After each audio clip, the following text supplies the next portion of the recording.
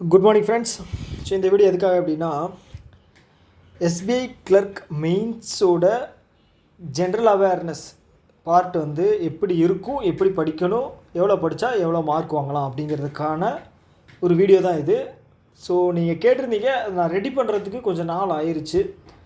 So இந்த வீடியோவில் வந்து எப்படின்னா, எக்ஸாமில் என்ன கேட்பாங்க, எப்படி இருக்கும் அப்படிங்கிறது தான் நான் சொல்ல போகிறேனே தவிர, நீங்கள் இதை படிக்கணும் இப்படி தான், ஏன்னா எனக்கு தெரியாது இல்லையா, நீங்கள் என்ன லெவலில் இருக்கீங்க, எவ்வளோ படிச்சிருக்கீங்கன்னு தெரியாது. நான் சொல்கிறத வச்சு நீங்கள் என்ன ஸ்டேட்டில் இருக்கீங்க, அதை வச்சு நீங்கள் வந்து உங்களுக்கான ஸ்ட்ராட்டஜி வந்து இது மூலமாக வந்து போட்டுக்கங்க. ஓகேங்களா? ஓகே, ஸோ வீடியோ ஸ்டார்ட் பண்ணலாமா? ஓகே, ஸோ இந்த எஸ்பிஐ கிளர்க்கு வந்து பார்த்துட்டிங்கன்னா, எக்ஸ்பெக்டட் மெயின்ஸ் டேட் அப்படிங்கிறது வந்து ஏப்ரல் 10. ஓகேங்களா? ஸோ அப்படி இருக்கும்போது மார்ச் ஃபுல்லாகவே வந்து நம்ம படிக்கிறது வந்து ரொம்ப ரொம்ப முக்கியம். ஓகேங்களா? அதை பார்த்துட்டோம் அப்படின்னா, கடைசி 6 மாதத்தோடைய ஜென்ரல் அவேர்னஸ் கரண்ட் அஃபேர்ஸ் வந்து ரொம்ப ரொம்ப முக்கியமானது. பர்டிகுலராக வந்து பார்த்தீங்க அப்படின்னா, வெயிட்டேஜ் வந்து ஜனவரி டு மார்ச் மாதத்தில் வந்து 60 to 70 கொஸ்டின் நம்ம கண்டிப்பாக தாராளமாக எதிர்பார்க்கலாம். அப்படி பார்த்தீங்க அப்படின்னா, ஒரு 30 to 35 கொஸ்டின்ஸ் வந்து ஜனவரி டு மார்ச்சுக்குள்ளே வந்து கண்டிப்பாக வரும். அதில் வந்து நம்ம தரவாக இருந்துட்டோம் அப்படின்னாலே வந்து போதும். ஓகேங்களா? ஸோ அதை தாண்டி வந்து பார்த்துட்டிங்க அப்படின்னா, இந்த வீடியோவில் வந்து நான் ப்ரைமரி, செகண்டரி அண்ட் அதர்ஸ் அப்படின்னு 3 பிரிச்சிருக்கேன். ப்ரைமரியாக எது படிக்கணும் அப்படின்னு சொல்லி. ஸோ ப்ரைமரியில் வந்து பார்த்தீங்க அப்படின்னா, banking and financial news and அப்புறம் வந்து பார்த்தீங்க அப்படின்னா, கவர்மெண்ட் அண்ட் நேஷனலோட நியூஸ், அது எப்படி வந்து பிரித்து படிக்கணும் அப்படிங்கிறது தான். So banking and financial news பார்த்தீங்க அப்படின்னா, ரெகுலேட்டரி நியூஸ் வந்து ரொம்ப ரொம்ப முக்கியமானது. அதில் குறிப்பாக ரிசர்வ் பேங்க் ஆஃப் இந்தியாவோட நியூஸ் வந்து ரொம்ப ரொம்ப ரொம்ப ரொம்ப முக்கியமானது. So reserve bank of India வந்து ரீசெண்டாக லாஸ்ட் 3 மாதம் ரிலீஸ் பண்ண, முடிஞ்ச 6 மாதம் படிச்சு வச்சுங்க, ரிலீஸ் பண்ண ரிப்போர்ட் என்னென்னமோ அதெல்லாமே இது எடுத்து படிச்சிருங்க. ரிப்போர்ட்டில் வந்து டெட்லைன் கொடுத்துருப்பாங்க. ஓகேங்களா? ஸோ அது வந்து நீங்கள் இது பண்ணிக்கிங்க. அதே மாதிரி இதில் இன்னொன்று ஆட் பண்ண மாதிரி, ரெகுலேட்டரியில் வந்து NPCI, அதில் அவங்களும் வந்து டெட்லைன்ஸ் அந்த மாதிரி விஷயங்கள் எல்லாம் கொடுத்துருப்பாங்க. இப்போ சப்போஸ் பார்த்தீங்க அப்படின்னா, பேமெண்ட் அக்ரிகேட்டரோட மார்க்கெட் கேபிட்டலைசேஷன் 30% இருக்கணும். அது வந்து 2026 டிசம்பர் தான் வந்து லாஸ்ட் டேட் கொடுத்துருக்கு. அந்த மாதிரி வந்து எக்ஸாம்பிளுக்கு நான் சொல்கிறேன். இந்த மாதிரி ஒவ்வொரு ரெகுலேட்டரிலையும் வந்து ஒவ்வொரு டெட்லைன் கொடுப்பாங்க. ஸோ அது வந்து கம்பல்சரி ரொம்ப முக்கியமான நியூஸ். ஓகேங்களா? அதுதான் ரெகுலேட்டரி சேஞ்சஸ் ஏதாவது பண்ணியிருக்காங்களா அப்படிங்கிறத நீங்கள் தரவாக படிச்சிருக்கணும். அப்புறம் வந்து இந்த அப்ரூவல்ஸ் வந்து நிறைய தருவாங்க. ஸோ அப்ளை பண்ணி வச்சு, இப்போ RBI வந்து பார்த்தீங்க அப்படின்னா, payment aggregator, cross border, so இந்த மாதிரி நிறைய விஷயங்களுக்கு வந்து அப்டேட் வந்து அப்ளை பண்ணியிருப்பாங்க. RBI வந்து கொடுத்துருக்கும். ஸோ இப்போ வந்து டேரெக்டாக கேட்க மாட்டாங்க எந்த கம்பெனி அப்படின்னு. ஸோ இந்த பேமெண்ட் அக்ரிகேட்டருடைய கேபிட்டல் எவ்வளோ ரிக்யர்மெண்ட் எவ்வளோ இருக்குது, கிராஸ் பார்டருக்கு அப்படின்னு கேட்பாங்க. இல்லை அப்படின்னா ஒரு 3 சென்டென்ஸ் கொடுத்து இதில் எது ட்ரூ அப்படிங்கிற மாதிரி கேட்பாங்க. ஸோ அதுக்கு வந்து நம்ம அந்த நியூஸை வந்து ஃபுல்லாக தரவாக படித்தா மட்டும்தான் வந்து அதை ஆன்சர் பண்ணுற மாதிரி இருக்கும். ஓகே, அது. ஸோ அப்புறம் வந்து RBI செட் பண்ண கமிட்டிஸ், அதோட ஹெட்டு எதுக்காக பண்ணாங்க, அதாவது டெட்லைன் தந்திருக்காங்களா, அது வந்து ரொம்ப முக்கியமானது. ஓகேங்களா? ரொம்ப ரொம்ப ரொம்ப ரொம்ப முக்கியமானது. ஓகே, அதையும் படித்து வச்சுக்கோங்க. ஓகே, ஸோ அப்போ வந்து RBI வந்து ஏதாவது ஒரு ஆப்ரேஷன்ஸ் ஏதாவது கண்டக்ட் பண்ணுவாங்க. ஸோ இப்போ வந்து ரிசர்வ் பேங்க் ஆஃப் இந்தியாவோட இன்னோவேஷன் ஹப் இருக்கு இல்லையா, ஸோ அவங்க வந்து ஏதாவது ஒரு இனிஷியேட்டிவ்ஸ் எடுப்பாங்க. இல்லை RBI வந்து ஏதாவது ஒரு ஆப்ரேஷன் பண்ணுவாங்க. இல்லை இப்போ ரீசெண்டாக வந்து பார்த்தீங்க அப்படின்னா, 90 இயர்க்கான இது ஒன்று வந்து கண்டக்ட் பண்ணாங்க, ஸ்போர்ட்ஸ் ஒன்று கண்டக்ட் பண்ணாங்க. ப்ளஸ் வந்து ஒரு சில இப்போ சிங்கப்பூர் ஒரு இது கூட சேர்ந்து வந்து ஒரு ஆப்ரேஷன் ஒன்று கண்டக்ட் பண்ணாங்க. இந்த மாதிரி இருக்கிற ஆப்ரேஷன்ஸ் எல்லாமே வந்து கண்டிப்பாக நீங்கள் படிச்சிருக்கணும்.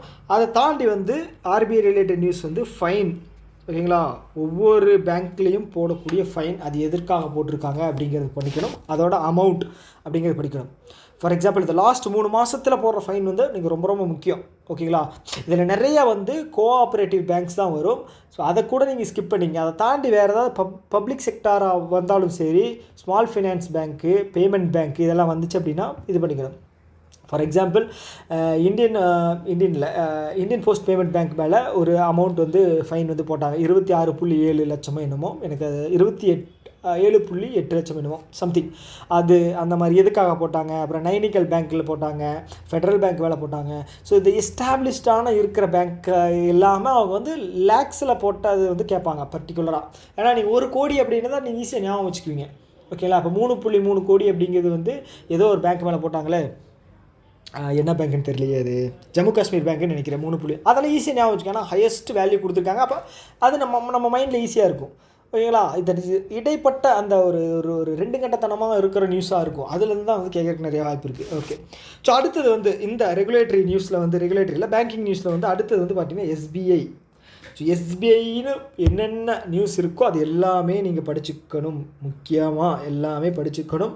முக்கியமாக வந்து அவங்க ப்ராடக்ட் எதாவது லான்ச் பண்ணியிருக்காங்க அப்படின்னா படிச்சுக்கணும். எக்ஸாம்பிள், ஸோ இந்த பேட்ரான் அப்படிங்கிற ஒரு ப்ராடக்ட் லான்ச் பண்ணாங்க. ஸோ இந்த சூப்பர் சீனியர் சிட்டிசன்ஸுக்கு. அதுக்கப்புறம் வந்து பெண்களுக்கான அந்த ரெக்கரிங் அமௌண்ட்டுக்கான ஒரு ப்ராடக்ட் லான்ச் பண்ணாங்க. அந்த மாதிரி ஓகேங்களா. ஸோ ரிப்போர்ட்ஸ் வந்து பார்த்திங்கன்னா ரிப்போர்ட் படிக்கிறது ரொம்ப ரொம்ப முக்கியம் எஸ்பிஐயோடது. ஸோ இப்போ ரூரலோட அன்எம்ப்ளாய்மெண்ட் ரேட்டோட இது வந்து விட்டுருந்தாங்க. ஓகேங்களா. Rural and urban. ரூரல் வந்து பார்த்திங்க அப்படின்னா 4.89% இன்னும் கம்மியாக இருக்குது 15 இருந்து. ஸோ அந்த மாதிரி அந்த மாதிரி ஏதாவது ரிப்போர்ட் விட்டுருக்காங்க அப்படின்னா அதை படிச்சுக்கணும். ஓகேங்களா. அது ரொம்ப ரொம்ப முக்கியமானது. அதே மாதிரி ஜிடிபி ப்ரிடிக்ஷன், எஸ்பிஐ பண்ணக்கூடிய ஜிடிபி ப்ரிடிக்ஷன், இன்ஃப்ளேஷன் ரேட் என்னன்னு சொல்கிறது. அப்புறம் வந்து வேறு என்ன இருக்குது. ஓகே. அப்போ எஸ்பிஐயோட இது Q3 அண்ட் Q4 வந்து வராது கண்டிப்பாக. ஏன்னா வந்து நம்ம மார்ச் மாதம் எழுதும்போது ஏப்ரல் மாதத்தில் தான் Q4 ரிசல்ட் வரும். ஆனால் Q3 வந்து அவங்க என்ன பர்ஃபார்மன்ஸ் பண்ணியிருக்காங்க அப்படின்னு நீங்கள் எடுத்து வச்சுக்கணும். ஓகேங்களா. ஸோ கிட்டத்தட்ட வந்து அதோட லாபம் வந்து பார்த்திங்கன்னா 16,800 கோடி என்னமோ வந்து லாபம் வந்திருக்கு. ஓகேங்களா. கிராஸ் என்பிஏ எவ்வளோ, நெட் என்பிஏ எவ்வளோ அப்படிங்கிறத நீங்கள் எடுத்து வச்சுக்கணும். ஓகேங்களா. ஸோ அதே மாதிரி அக்விசிஷன் அண்ட் மெர்ஜர். ஓகேங்களா. எஸ்பிஐ ரிலேட்டடான மெர்ஜிங் ப்ராசஸ் ஏதாவது நடந்திருக்கா. ஸோ இப்போ ரீசெண்டாக ஒரு 2 நாளைக்கு முன்னாடி ஒரு நியூஸ் வந்துச்சு. என்ன அப்படின்னா ஜியோ பேமெண்ட் பேங்க்கில் வந்து 17.8% வச்சுருந்ததை வந்து சேல் பண்ணாங்க. யாருக்கு? ஜியோ ஃபினான்ஸுக்கு, ஜியோ இன்ஸ்டிடியூஷனுக்கு வந்து சேல் பண்ணிட்டாங்க. மொத்தமாக சேல் பண்ணிட்டாங்க. எவ்வளோக்குன்னா 104.5 கோடி அப்படிங்கிறது. ஸோ இந்த மாதிரி நியூஸ் எல்லாம் வந்து ரொம்ப ரொம்ப முக்கியம். ஓகேங்களா. ஸோ அங்கே ரொம்ப டிஃபிகல்ட்டாக இருக்கிறதா கேட்பாங்க. அதனால் படித்து வச்சுக்கேன். அதே மாதிரி அப்பாயின்மெண்ட்ஸை பொறுத்தளவுக்கு பார்த்துட்டிங்க அப்படின்னா எஸ்பிஐ ரிலேட்டடான நிறைய பிஸ்னஸ் இருக்கா. SBI card, SBI general, SBI life, SBI mutual fund. ஓகேங்களா. இந்த மாதிரி நிறைய இருக்குது. ஸோ அதில் வந்து எல்லா அப்பாயின்மெண்ட்ஸும் எல்லா சிஇஓ எல்லா எம்டியும் வந்து நீங்கள் தெரிஞ்சு வச்சுருக்கணும். ஓகேங்களா. ஸோ அதே மாதிரி எஸ்பிஐ வந்து ஸ்டாட்டிக் ஜிகே. ஸோ எஸ்பிஐ வந்து எந்த வருஷம் வந்து பப்ளிக் செக்டாராக மாற்றினாங்க, எந்த பேங்க்லேருந்து மாற்றினாங்க. ஸோ அப்புறம் வந்து பார்த்திங்க அப்படின்னா மார்க்கெட் கேபிட்டல் எவ்வளோ வச்சுருக்காங்க. ஓகே. ஸோ இந்த மாதிரி வந்து ஓவர்சீஸில் வந்து எங்கே வந்து இது இருக்குது. ஸோ இந்த மாதிரி வந்து முக்கியமான நியூஸஸ் எல்லாம் வந்து ஸ்டாட்டிக்கில் வந்து எஸ்பிஐ ரிலேட்டடானது படித்து வச்சுங்க. ஸோ அதே மாதிரி வந்து பட்ஜெட் இந்த டைம் வந்து பட்ஜெட்டில் கேட்பாங்க. ஸோ நிறைய சேஞ்சஸ் வந்து இருக்குது பட்ஜெட்டில். அதில் வந்து பார்த்திங்கன்னா ஃபண்ட் அலோகேஷன் எதுக்காக அப்படின்னா ஸ்கீம்ஸுக்கு வந்து நிறைய ஃபண்ட் அலோகேட் பண்ணியிருக்காங்க. நிறைய ஸ்கீம்ஸுக்கு ஃபண்ட் அலோகேட் பண்ணியிருக்காங்க. அதில் வந்து நீங்கள் வந்து கம்பல்சரி எழுதி வச்சு நீங்கள் படிச்சுக்கணும். ஓகேங்களா. ஃபார் எக்ஸாம்பிள் சொல்லணும் அப்படின்னா 2047 டார்கெட்டில் வந்து இது பண்ணியிருக்காங்க. இது 100 GW நியூக்ளியர் எனர்ஜிலேருந்து எடுக்கணும் அப்படின்னு சொல்லி அதுக்கு ஒரு ஃபண்ட் ஒதுக்கியிருக்காங்க. அப்புறம் ப்ரைவேட் ரிசர்ச்சுக்காக ஒரு ஃபண்ட் ஒதுக்கியிருக்காங்க 20,000 கோடி என்னமோ. அந்த மாதிரி நிறைய ஃபண்ட் ஒதுக்கிட்டே இருக்காங்க. அதெல்லாம் படித்து வச்சுக்கணும். எழுதி வச்சு படிக்கணும். ஓகேங்களா. திருப்பி ரிவைஸ் பண்ணணும். அப்போ தான் ஞாபகத்தில் இருக்கும். நம்பர்ஸ் வந்து 0 to 9 தான் இருக்குது. அதுதான் வந்து மாறி வருது. ஓகேங்களா. 5 டிஜிட் 6 டிஜிட் 7 டிஜிட் அப்படின்னு. ஸோ அதை ஞாபகம் வச்சுக்கிறது ரொம்ப வந்து கஷ்டம். அதனால் வந்து எழுதி படித்து அதை வந்து ஞாபகம் வச்சுக்கணும். மார்ச் 30 வரைக்கும் இருக்கிறத எக்ஸாம் முன்னாடி நாள் வரைக்கும். அதுக்கப்புறம் நீங்கள் வந்து வச்சுக்கணும். ஏன்னா அடுத்த எக்ஸாம்ஸ் எல்லாம் வருது, எஸ்பிஐபிஓ வருது. ஸோ அது வரைக்கும் நீங்கள் படித்து வச்சுக்கிறது வந்து ஒரு நல்லது. இன்னொரு 30 நாள் தான் இருக்கு இல்லையா. ஹார்ட் ஒர்க் அப்படிங்கிறது பயங்கரமாக பண்ணணும். அதே மாதிரி பட்ஜெட்டோட ஸ்டாட்டிக் ஜிகே. ஸோ இந்த வருஷம் வந்து 8வது ஸ்டேட் இயராக 8வது டைம் வந்து நிர்மலா சீதாராமன் நம்ம ஃபினான்ஸ் மினிஸ்டர் அவங்க வந்து இது பண்ணியிருக்காங்க. அதிக டைம் வந்து யார் பட்ஜெட் இது பண்ணா அப்படின்னு கேட்பாங்க. ஃபஸ்ட்டு ஃபினான்ஸ் பட்ஜெட் யார் வந்து இண்டிபெண்ட்டுக்கு அப்புறம் ரிலீஸ் பண்ணா அப்படிங்கிறது கேட்பாங்க. அதுக்கப்புறம் ஃபஸ்ட்டு எப்போ வந்து பேப்பர்லெஸ் பட்ஜெட் எப்போ வந்துச்சு அப்படின்னு கேட்பாங்க. ஸோ இந்த மாதிரி வந்து ஸ்ட்ராட்டஜிக்கு இதுக்கு சம்மந்தமான இது பண்ணிக்கணும், படித்து வச்சுக்கணும். ஸோ இந்த பட்ஜெட்லேருந்து நான் எதிர்பார்க்குறது வந்து ஒரு 3 மார்க் வரும், 2 இல்லைன்னா 3 மார்க் அப்படிங்கிறது வந்து கொஸ்டின் அப்படிங்கிறது கண்டிப்பாக வரும் அப்படின்னு நான் எதிர்பார்க்குறேன். ஏன்னா டேக்ஸில் வந்து 1 மார்க் எதிர்பார்க்கலாம். ஏன்னா வந்து டேக்ஸ் ரிஃபார்ம்ஸ் வந்து ரொம்ப நாளுக்கு அப்புறம் வந்து சேஞ்ச் பண்ணியிருக்காங்க. ஓகேங்களா. அதனால் வந்து வர்றதுக்கான வாய்ப்பு இருக்குது. ஆனால் வந்து ஈஸியாக ஞாபகம் வச்சுக்குவாங்க எல்லோரும். 12 லட்சம் அப்படிங்கிறது. ஓகேங்களா. 12 லட்சத்தினால எவ்வளோ ரிபேட் அப்படிங்கிறது வந்து நமக்கு கிடைக்குது அப்படிங்கிறது எக்ஸ்ட்ராவாக கேட்குறக்கு வாய்ப்பு இருக்குது. ஸோ அதனால் அதை வந்து படித்து வச்சுக்கோங்க. ஓகேங்களா. இதில் எனக்கு கொஞ்சம் டவுட்டாக தான் இருக்குது. டேக்ஸ் எது வருமா அப்படின்னு. எதுக்கும் நீங்கள் படித்து வச்சுங்க, நல்லது தான். ஸோ அடுத்தது வந்து banking and financial institutions. Banking அப்படின்னா public sector bank, commercial banks இருக்கு இல்லையா, எஸ்பிஐ ஆர்பிஐ தவிர்த்துட்டு கோஆப்ரேட்டிவ் பேங்க்ஸ் அதையும் விட்டுருங்க. ஓகே, அதை தவிர்த்துட்டு மற்ற பேங்க்ஸோட எல்லா நியூஸ், முக்கியமாக அவங்க லான்ச் பண்ண ப்ராடக்ட்ஸ் வந்து ஞாபகம் வச்சுக்கோங்க. அது வந்து ரொம்ப ரொம்ப ரொம்ப ரொம்ப முக்கியமானது. அதிலிருந்து கண்டிப்பாக ஒரு கேள்வி அப்படிங்கிறது வந்து கண்டிப்பாக வரும். ஓகேங்களா, ஒரு கேள்வி இல்லை, நிறைய கேள்வி வரும். அதை படித்து வச்சுக்கிறது ரொம்ப ரொம்ப முக்கியம். ஓகேங்களா. ஓகே, முக்கியமாக வந்து பார்த்துட்டிங்க அப்படின்னா என்பிஎஃப்சிஸும் பேமெண்ட் பேங்க்கும் வந்து கேட்குறக்கு வாய்ப்பு இருக்குது. ஏன்னா என் உள் மனசு இன்னும் சொல்லிகிட்டே இருக்குது, இதிலிருந்து கேள்விகள் வந்து வரும், என்பிஎஃப்சியும் இதுவும் பேமெண்ட் பேங்க்லேயும் வச்சு கேள்வி வரும் அப்படின்னு. ஏன்னா வந்து எல்லாருமே வந்து பேங்க் எஸ்டாப்ளிஷ்டான விஷயத்தை படிக்கும்போது அவன் வந்து ட்விஸ்டடாக கேட்குறக்கு வாய்ப்பு இருக்கும் அப்படின்னு உள் மனசு தோணிட்டு இருக்கு. என்னென்னு பார்ப்போம். ஸோ அடுத்தது வந்து ப்ரைமரியில் வந்து பார்த்திங்க அப்படின்னா கவர்மெண்ட்டும் நேஷ்னலும் அடுத்தது. ஓகேங்களா. ஸோ இந்த கவர்மெண்ட் நேஷ்னலில் வந்து பார்த்திங்க அப்படின்னா ஸோ கவர்மெண்ட் லான்ச் பண்ண எல்லா schemes, cabinet approval, prime minister president visit பண்ணியிருப்பாங்க இல்லையா ஒவ்வொரு கண்ட்ரீஸுக்கும், அதாவது அந்த நியூஸு, அவங்க வாங்கின ஹானர்ஸ். ஃபிஜி கவர்மெண்ட் வந்து நம்ம பிரசிடெண்ட்டுக்கு கொடுத்துருப்பாங்க, கட்டார் கவர்மெண்ட் வந்து நம்ம பிஎம்முக்கு வந்து இது பண்ணியிருப்பாங்க, நைஜீரியா கவர்மெண்ட் பிஎம்முக்கு பண்ணியிருப்பாங்க. இப்போ வந்து இன்னொரு மார்ட்டின் லூதர் கிங் இது வந்து பண்ணாங்க யூஎஸ்ஏ. ஸோ இந்த மாதிரி விஷயங்கள் வந்து படித்து வச்சுக்கோங்க. ஓகேங்களா. அதுதான் ஃபாரின் விசிட் அண்ட் ஹானர்ஸு. அதே மாதிரி அவங்க பிஎம் ஓப்பன் பண்ணி வைக்கிற ஏதாவது ஒரு இனாக்ரேஷன், அதுவும் முக்கியம். ஓகே, அதுக்கப்புறம் ஃபாரின் கண்ட்ரிக்கு போய் டைஅப் வைக்கிற விஷயங்கள் எல்லாம் முக்கியம். ஸோ இப்போ சப்போஸ் வந்து நம்ம பிஎம் வந்து யூஎஸ் போகிறாரு அப்படின்னா அங்கே ஏதாவது ஒரு டைஅப் வைப்பாங்க. இப்போது ஃப்ரான்ஸ் வந்து ஏஐ சமிட் நடந்து அங்கே போனப்போ வந்து நாங்கள் உங்களுக்கு பினாக்கா ராக்கெட் வந்து அப்படிங்கிறது தர்றோம். ஓகேங்களா. ஸோ இப்போ பினாக்கா ராக்கெட் தருவாங்களா அப்படிங்கிறது வந்து நியூஸ் கேட்க மாட்டாங்க. பினாக்கா ராக்கெட்டோட ரேஞ்ச் என்ன அப்படிங்கிறது கேட்பாங்க. ஓகேங்களா. இல்லை அப்படின்னா அதோட எக்ஸ்டெண்டட் ரேஞ்ச் என்ன அப்படின்னு கேட்பாங்க. ஓகே, ஈஸியாக வந்து கேட்கவே மாட்டாங்க, அது மைண்டில் வச்சுக்கோங்க. நான் சொல்கிறது வந்து பார்த்துட்டிங்க அப்படின்னா கேட்குறதுக்கு வந்து ரொம்ப ஹார்டாக இருக்கும். என்னடா இவன் வந்து ஒரு நல்ல விஷயமாகவே பேசவே மாட்டேங்கிறானே அப்படின்னு. ஆனால் ட்ரூத்து ரியாலிட்டி இதுதான். ஓகேங்களா. இப்படி மைண்டில் வச்சுக்கிட்டு அதுக்கு தகுந்த மாதிரி ஒரு 30 நாள் படிச்சிங்க அப்படின்னா நல்ல மார்க் வரும். ஓகே.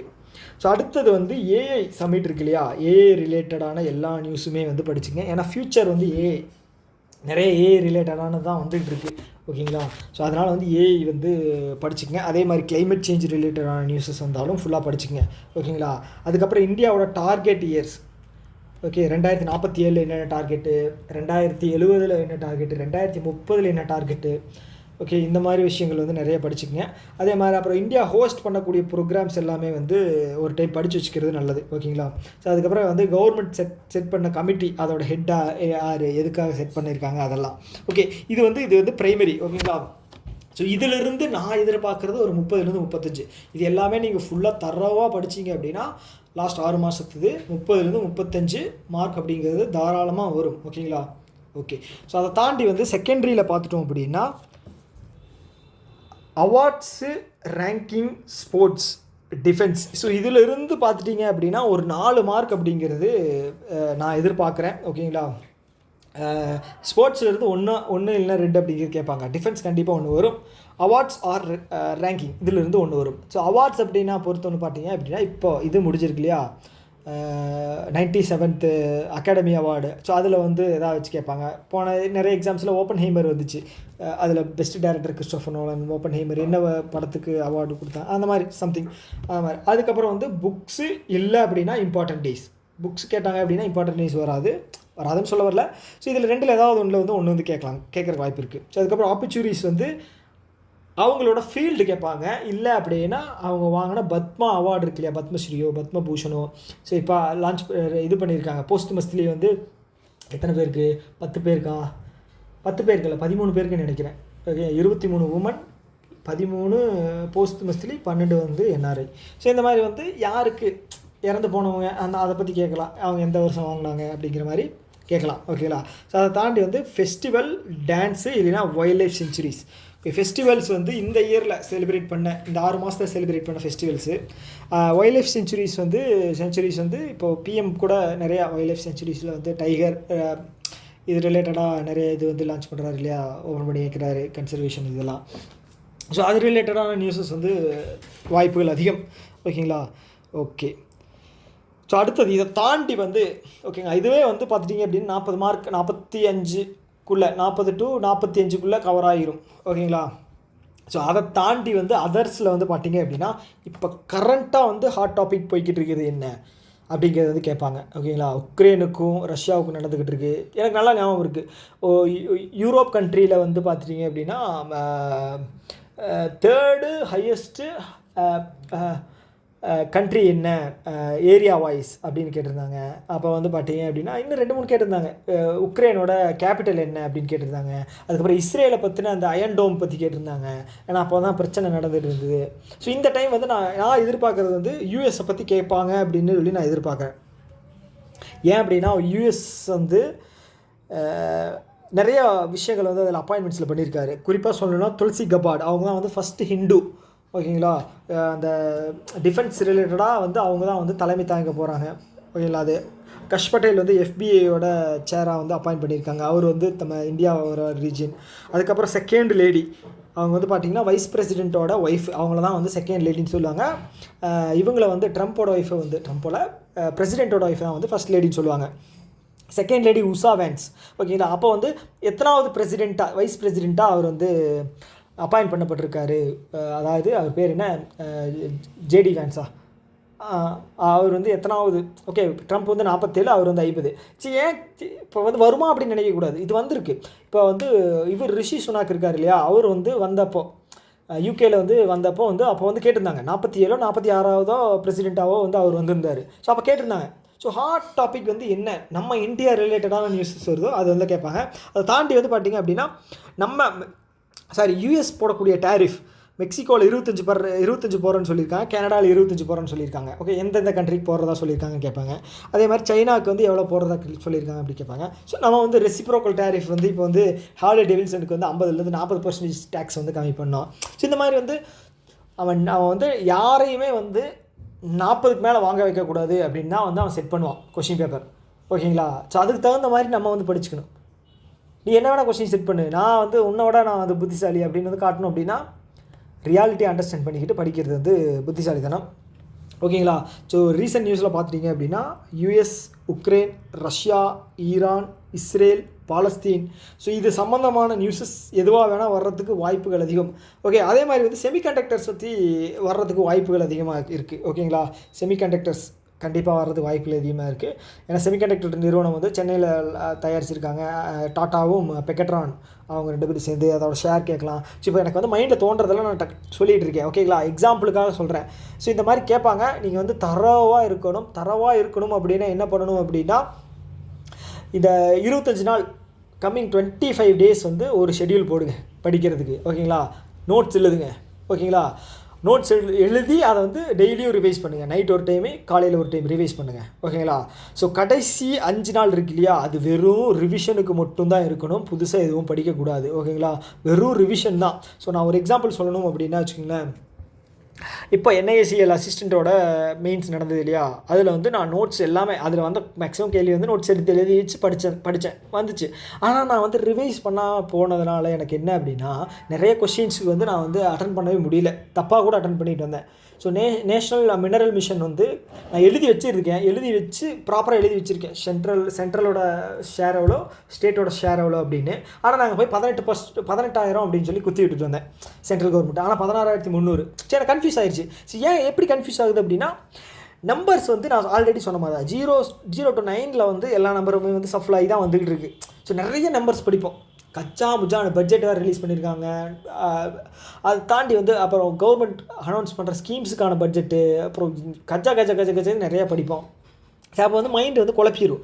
அது தெளிவாக இருக்கணும் அப்படின்னா ரிவிஷன் அப்படிங்கிறது வந்து ரொம்ப ரொம்ப முக்கியம். அதனால தான் சொல்கிறேன், லாஸ்ட் 5 நாள் மட்டும் நீங்கள் ரிவிஷனுக்காக ஒதுக்கிடுங்க. ஸோ இது வந்து ஜென்ரல் அவேர்னஸ் கரண்ட் அஃபேர்ஸுக்கான வீடியோ. ஓகேங்களா, இதை வச்சு எப்படி இருக்குன்னு சொல்லிட்டேன். இதை வச்சு நீங்கள் என்ன ஸ்டேட்டஸில் இருக்கீங்களோ அதுக்கு தகுந்த மாதிரி படித்து மார்க் வாங்குறது புத்திசாலித்தனம். ஓகேங்களா, ஓகே. ஸோ இதை தாண்டி வந்து இன்னும் 3 செக்ஷன் இருக்குது. ஓகேங்க, குவான்ஸ், ரீசனிங்கு, இங்கிலீஷு. ஸோ அதுலேயும் சேர்த்து நீங்கள் படிக்கணும். அதுக்கு தகுந்த மாதிரி எக்ஸாமுக்கு பிளான் பண்ணிக்கங்க. எல்லா செக்ஷன்லேயுமே வந்து ஆவரேஜாக 25 வாங்குறது தான் புத்திசாலித்தனம். ஒரு செக்ஷனில் 40 வாங்கி ஒரு செக்ஷனில் 10, 5 வாங்குறது வந்து கண்டிப்பாக பாராட்டுதலுக்கு உரிய விஷயமே இல்லை. ஓகேங்களா? ஸோ இந்த வீடியோ வந்து நான் எதுவும் தேவையில்லாமல் பேசாமல் கரெக்டாக கண்டென்ட்டை மட்டும் பேசிட்டேன் அப்படின்னு நான் நம்புகிறேன். அதுவே வந்து 20 நிமிஷம் ஆயிடுச்சு. ஸோ நான் எதுவும் பேசக்கூடாது தேவையில்லாமல் அப்படின்னு சொல்லி தான் வந்தேன். ஓகேங்களா? ஓகே. ஸோ இதை பற்றின ஏதாவது டவுட்ஸ், ஏதாவது கருத்துக்கள் இருக்குது அப்படின்னா கமெண்ட் பாக்ஸில் தெரிவிங்க. இன்னொரு வீடியோவில் மீட் பண்ணலாம். Tata, bye by.